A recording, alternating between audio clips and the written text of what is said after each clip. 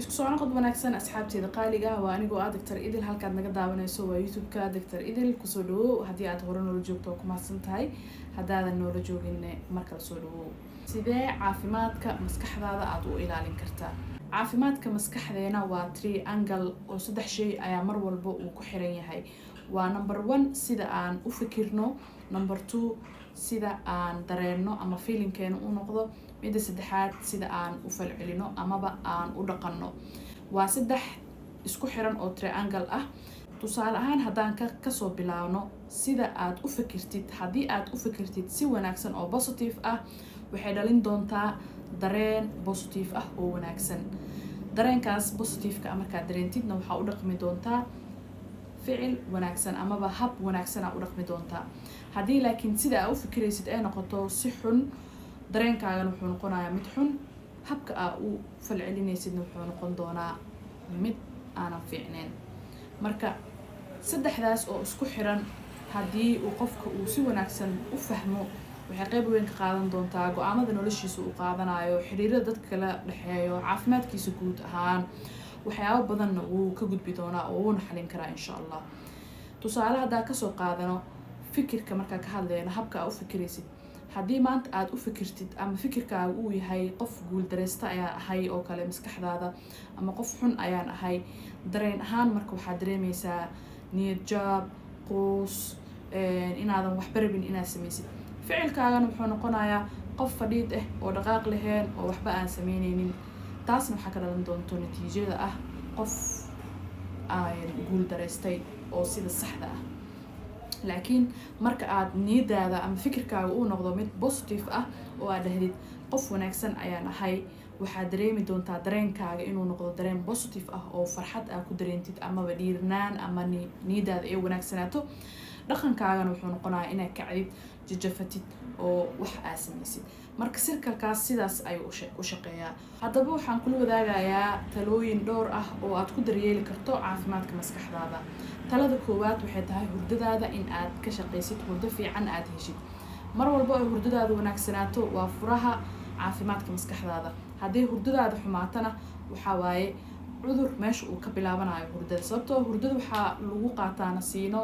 mana ahan hurdada inaad iska jiiftid laakiin si sax inaad u seexatid oo hurdadaada ay noqoto hurdo aa ku dharagtid oo aa ku dareentid daalka dhan inuu kaaga degay mal rabo hurdo markaad soo kacdid aad daal ku dareemaysid ka hor intaada hurdada aadan seexanin ku dadaal mobile inaad ka fogaatid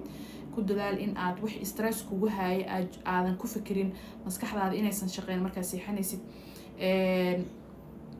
waxyaabaha kuu saacidayo hurdo fiican inaad heshidna ku dadaashid sida inaad jimicsi samaysid cuntooyinka hurdada ka qayb qaadanaya inaad qaadatid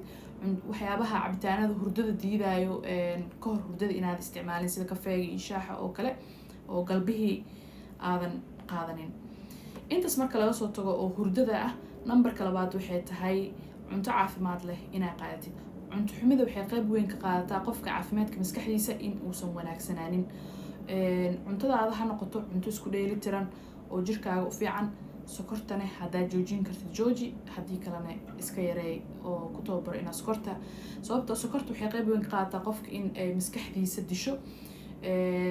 cilmi baaris badanna waa laga sameeyay haddaa baari kartid oo raadi kartid si fiican u baari qodobkeena kale wuxuu yahay baro sida loo dhaho maya waxyaabaha aan kuu shaqeynaynin waxyaabaha priority-ga aa ku lahayn waxyaabaha muhiimka ku ahayn waxyaabaha markaas aada rabin inaad samaysid inaad maya dhihi kartid baro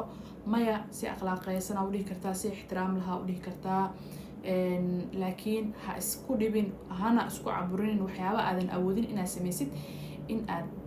naftaada ku dirqisid qodobka kale wuxuu yahay ka fogow dadka negative-ka ah oo ku liido ku niyad jibiyo hadallo kugu duraayo oo maxaa la dhahaa energy kaa qaadanayo xitaa dadka mar walba calaacalka badan victim roolka dheelo mar walba dhibanayaasha ah problem socdo ah marka is aragtiin buu dhiban yahay dadkaas oo kale ka fogow ku bedelo dadka positive-ka ah fikirka wanaagsan ku dhiirigelinayo oo markaa u tagtid energy aad ka qaadanaysid firfircoon dadkaas ku bedelo laakiin dadka kale xanuun ay kugu sii ridayaan qofka caawinaysid caawi laakiin dadkaas oo kale oo maxaa la dhahaa negative-ka ah oo hadallada isku tuuraya ama balaayada ka sheekeynaya oo kale ka fogow. qodobka kale wuxuu yahay ka fogow meelaha xumaanta lagu soo gudbiyo oo xusuusaha xun ku gelinayaan ama waxyaabaha xusuus hore ku gelinaya oo negative ah sida social media dhacdooyinka xunxun dhacdooyinka dhibka ah waxyaabaha kugu kicinaya xusuuso hore oo negative ah ayadana ka fogow. qodobkeena kale waxaa waaye inaad noqotid qof active ah ugu yaraan maalinkii socod inaad samaysid jimicsi inaad samaysid dhaqaaq inaad lahaatid ayadana waxaa waaye muhiim ayay u tahay caafimaadka maskaxdaada oo aad ku daryeelaysaa. qodobkeena kalena wuxuu yahay in aad la hadashid dadka ama qofka aad ku kalsoon tahay oo aadan iscaburinin waxa culays kugu haayo waxa dhib kugu haayo kala hadashid caawimaadna araastid oo aadan ka xishoonin caawimaada. ugu dambeyn qodobkan waa qodobka ugu muhiimsan qof walbana uu number 1 loo baahan yahay inuu ka dhigto waxaa waaye inaad wanaajisid xiriirka ilaahay adiga kaala dhexeeyo xuska ilaahayna aabadisid waman acrada can dikri fa ina lahu maciishatan danka. qofka diido ama ka jeesto xuskayga waxaa u dambeyso nolol adag oo culus. alaa bidikri illaahi tatma'inu lquluub. xuska ilaahay wuxuu xasiliyaa qalbiyadeena.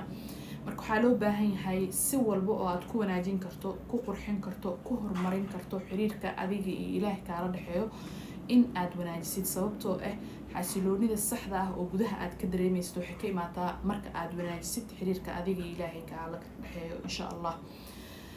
talaabooyin yar ku bilow qur-aankaaga adkaartaada tasbiixdaada sidoo kale markaa cibaadaysanaysidna bersens ku cibaadayso macnaha adoo joogtid cibaadayso adoo maqan ha cibaadaysanin. waa ku mahadsan tahay daawashada muuqaalka intaas ayuu ku egyahay mawduuceena. waxaan rajeynayaa insha allah in aad ku dadaashid sida caafimaadka maskaxdaada aad kor ugu qaadi lahayd sababtoo ah maskax caafimaad qabta ayaa waxay ku dhex jirtaa jir caafimaad qabo. mar walbo caafimaadkaaga maskaxda uu wanaagsan yahay mar walbo wax badan aad noloshaada qabsan kartid.